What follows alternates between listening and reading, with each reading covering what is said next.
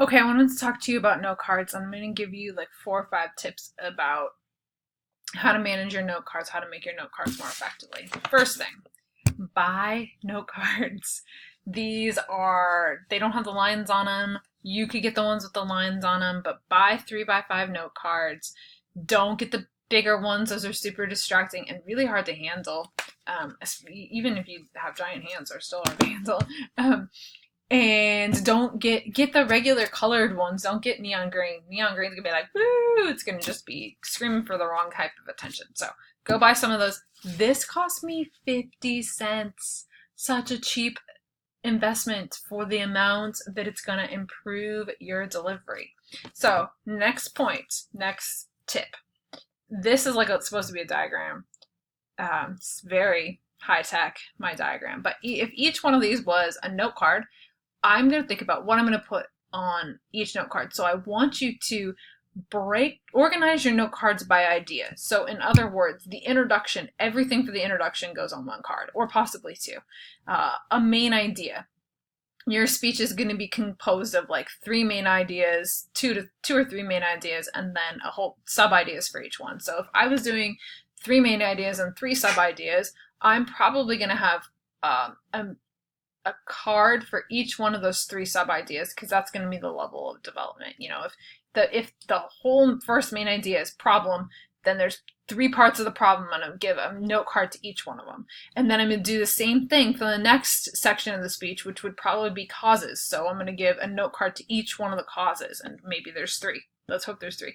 We like things like that are balanced like that. And then I would have probably 3 more for the last section. I'm going to call it solutions, because that's a really common problem, cause, solution is a really common speech speech organization format. And then the last one is going to be a card that is the conclusion. And so I'm going to try to get, I might have my whole conclusion on there. And then I'm going to write it down like this. So if this was my introduction card, introductions typically have 3 or 4 sub ideas, parts, whatever you want to call them. And so if in this one I got them all on here, but say C didn't fit. Well, I'm going to stop. I'm going to do A and B, and I'm going to stop. I'm going to put C on its own note card, the next one, because you do not want, here's the important tip, you don't want a sentence spilling over from the bottom of one card to the next one. These are worth not like a penny. Actually, I think half of a penny, because I think there were, if you do the math, I think that's half of a penny. It is not worth the half of a penny to foul up your delivery, because you're going to put a pause at the end of the note card. So put where the pause should be, where the punctuation would be, which is at the end of a sentence. So I could kick C to the next card if I needed to. And then, okay, I have 1 or 2 of those. And then I put the whole part of that first section on here. And in terms of how much, and then I do that for the rest of them. So that was A, this was B, these are all problem.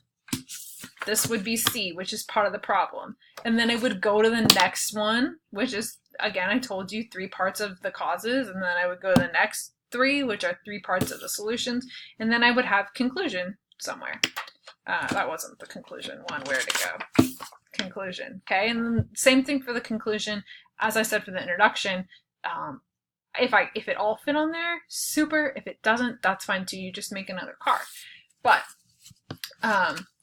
the other thing to keep in mind is the amount that you write on them. It's kind of up to you. I would avoid writing my speech word for word unless I absolutely felt like I had to, because that's going to make your delivery really mechanical. It might be enough that you write a short bulleted sentence out. That depends on your memory, and that is super stylistic, and I'm not going to tell you a specific way to do it. But put your source citation on here. You absolutely want to put source citation on here. And my last pro tip is number these suckers. This one should say 1. We'll do that right now, because that's the beginning. And that way, if you drop them or something, your cat knocks them off the desk, whatever, you don't have to sit there and make yourself crazy. You can just put them back together. Okay, so that was 5 minutes on how to make good note cards. Totally worth your time, because they're